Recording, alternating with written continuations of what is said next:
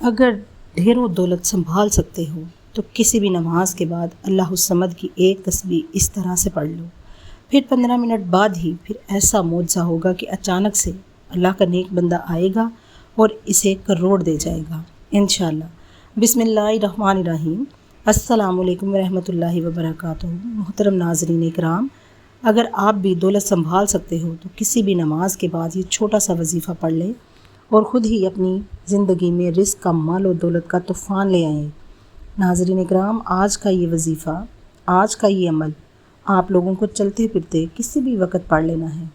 یہ وظیفہ آج تک میں نے اپنی زندگی میں جس کو بھی بتایا، انہوں نے وظیفہ پڑھا اور ان کی حاجت مراد اللہ پاک نے پوری کر دی۔ شام کو یہ وظیفہ پڑھا، ان کی ساری پریشانیاں ختم ہو گئی۔ یہ وظیفہ اتنا مجرب اور خاص وظیفہ ہے، یہ اللہ الصمد کا وظیفہ ہے۔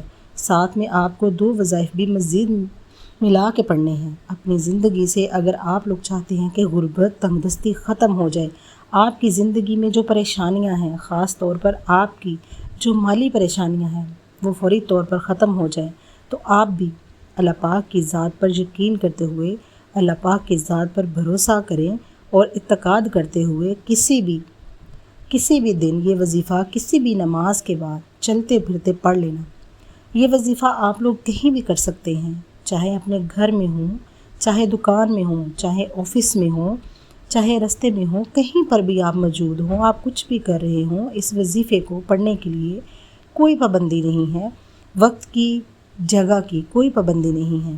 وہ لوگ جن کو آج تک وظائف سے کوئی بھی فائدہ نہ ہوا، جو لوگ کئی دنوں سے، کئی مہینوں سے وظائف پڑھ رہے ہیں، جن کو آج تک کبھی کوئی فائدہ نہ ہو سکا، یا اگر فائدہ ہوا بھی ہو تو جیسا فائدہ وہ چاہتے تھے ویسا فائدہ نہ ہو، تو آج کا وظیفہ یہ میرے پریشان دکھی بہن بھائی بھی لازمی پڑھ لیں، انشاءاللہ اللہ پاک کرم والا معاملہ فرمائیں گی۔ اور اس وظیفے کو پڑھ کے آپ کو دعا لازمی کرنی ہے، بھلے چھوٹی سی ہی مانگ لو، لیکن آپ لوگ دعا لازمی کیجئے، مگر بہتر ہے کہ آرام سے، سکون و اطمینان سے رب العالمین سے دعا مانگے۔ اب آپ کو وظیفہ سمجھانے لگی ہوں، وظیفے کو ذرا غور سے سمجھ لیجئے گا۔ آپ لوگوں کو وظیفہ بتانے لگی ہوں۔ اگر آپ لوگ کام پر بھی ہوں گے، کسی وجہ سے اپنے گھر میں نہ بیٹھے ہوں، مگر وقت نہ ملا، تو پھر آپ لوگ اپنی ملازمت کی جگہ، کاروبار کی جگہ، آپ جہاں کہیں بھی موجود ہوں، یہ وظیفہ پڑھ لیں۔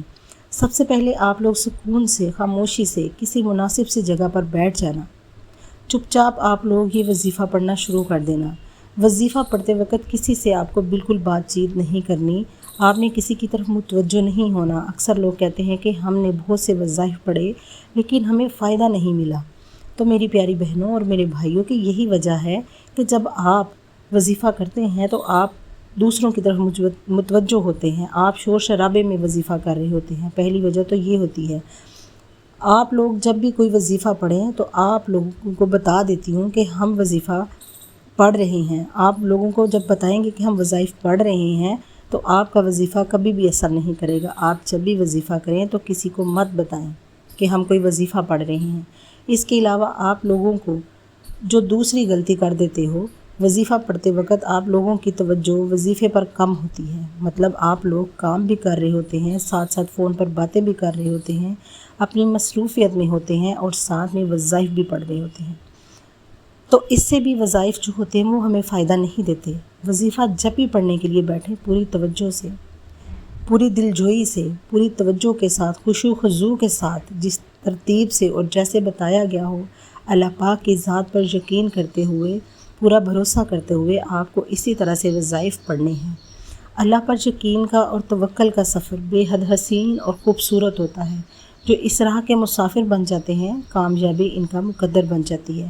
اللہ پر توکل اور اس کی ذات پر یقین کا سفر در حقیقت دکھوں بھری زندگی سے پرسکون زندگی کا سفر ہوتا ہے۔ اللہ پر یقین کرنے والوں کو سکون قلب کی نعمت میسر ہوتی ہے، پھر وہ ہر وقت مسرور اور مطمئن ہوتے ہیں۔ انہیں مکمل سکون حاصل ہوتا ہے، کیونکہ ان کا یقین ایسی ہستی پر ہوتا ہے جو اس پوری دنیا کا بادشاہ ہے، وہی مالک ہے، وہی سب کو پالنے والا ہے، جو انسانوں، حیوانات، چرند پرند، زمین پر بہتے ہوئے دریا اور سمندر میں بہتے ہوئے پانی میں تیرتی ہوئی رنگ برنگی مچھلیوں، اس زمین پر چلتی ہوئی چھوٹی سی چونٹی حتیٰ کہ آنکھ سے نظر نہ آنے والی مخلوق کا بھی خالق و مالک اور پروردگار ہے، جس کے حکم کن فیکن سے مقدر بدل جایا کرتے ہیں، تقدیریں بدل جاتی ہیں۔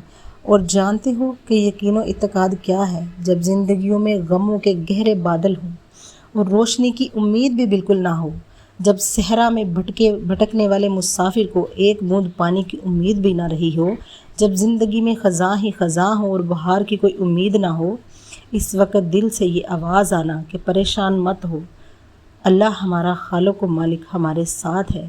اللہ پر یقین تو سمندر سے بھی زیادہ گہرا ہونا چاہیے۔ جتنے بھی مشکل حالات ہوں، جتنے بھی اندھیرے راستے ہوں زندگی میں، پھر بھی توکل صرف اللہ پر ہی ہونا چاہیے۔ ایک دن اس اندھیرے میں روشنی کی کرن ضرور چمکے گی۔ جو اللہ کی عظیم ذات پر کامل یقین رکھتے ہیں، فلاں کامیابی بھی انہی کے لیے ہوا کرتی ہیں، تقدیریں بھی انہی کی بدلا کرتی ہیں۔ حضرت عمر بن خطاب سے روایت کا مفہوم ہے کہ رسول اللہ صلی اللہ علیہ وآلہ وسلم نے فرمایا، اگر تم اللہ پر اس طرح توکل اور بھروسہ کرو جس طرح توکل کرنے کا حق ہے، تو وہ تمہیں اس طرح رزق دے گا جیسے پرندوں کو رزق دیتا ہے۔ پرندے صبح سویرے خالی پیٹ نکلتے ہیں اور شام کو بھرے پیٹ واپس آتے ہیں۔ حضرت ابن عباس رضی اللہ تعالیٰ عنہ فرماتے ہیں کہ ایک دن میں سواری پر حضور پاک نبی اکرم صلی اللہ علیہ وآلہ وسلم کے پیچھے بیٹھا ہوا تھا، تو آپ صلی اللہ علیہ وآلہ وسلم نے فرمایا، اے لڑکے، میں تجھے چند باتیں بتاتا ہوں، اللہ تعالیٰ کو یاد رکھ، وہ تجھے محفوظ رکھے گا۔ اللہ تعالیٰ کو یاد رکھ، اسے اپنے سامنے پائے گا۔ جب مانگے گا تو اللہ تعالیٰ سے مانگ، مدد چاہیے تو اسی سے طلب کر، اور جان لے کہ اگر تمام امت تجھے کچھ نفع دینے کے لیے جمع ہو جائے تو وہ تجھے صرف اتنا ہی نفع پہنچا سکتی ہے جو اللہ تعالیٰ نے تیرے لیے لکھ دیا ہے، اور اگر سب لوگ تجھے نقصان پہنچانے پر اتفاق کر لیں تو ہرگز نقصان نہیں دے سکتے مگر وہ جو اللہ تعالیٰ نے تیرے لیے لکھ دیا ہے۔ قلم اٹھا دیے گئے ہیں اور صفحے خشک ہو چکے ہیں۔ اس حدیث کو امام ترمذی میں روایت کیا ہے۔ جب انسان اپنے رب پر اس قدر بھروسہ کر لیتا ہے کہ اس کے علاوہ کوئی بھی اس کی ضرورت پوری کرنے والا نہیں، تو اللہ بھی اپنے بندے کو مایوس نہیں لوٹاتا۔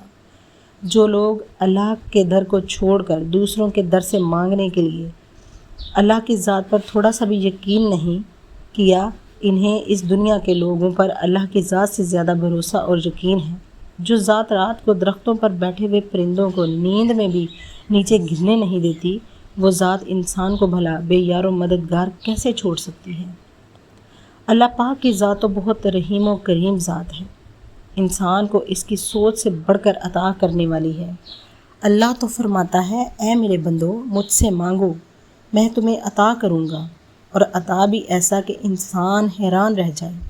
لیکن ہم انسان ہی بے وفا ہیں جو در در پر جا کر سر جھکاتے ہیں، اللہ کو چھوڑ کر اللہ کے بنائے ہوئے بندوں سے مانگتے ہیں۔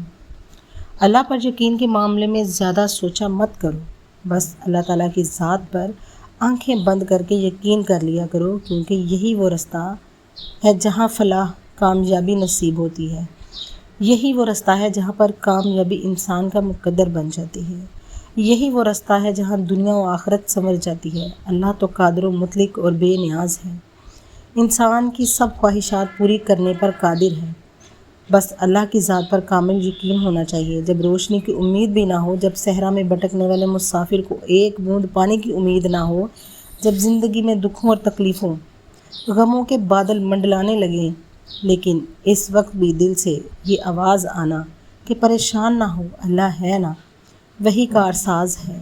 اللہ پر یقین تو سمندر سے بھی زیادہ گہرا ہونا چاہیے۔ جتنے بھی مشکل حالات ہوں، جتنے بھی اندھیرے ہوں زندگی میں، پھر بھی توکل صرف اللہ پر ہی ہونا چاہیے۔ ایک دن اس اندھیرے میں روشنی کی کرن ضرور چمکے گی انشاءاللہ۔ جو اللہ کی عظیم ہستی پر کامل یقین رکھتے ہیں، فلاح و کامیابی بھی انہی کے لیے ہوا کرتی ہے، تقدیریں بھی انہی کی بدلا کرتی ہیں۔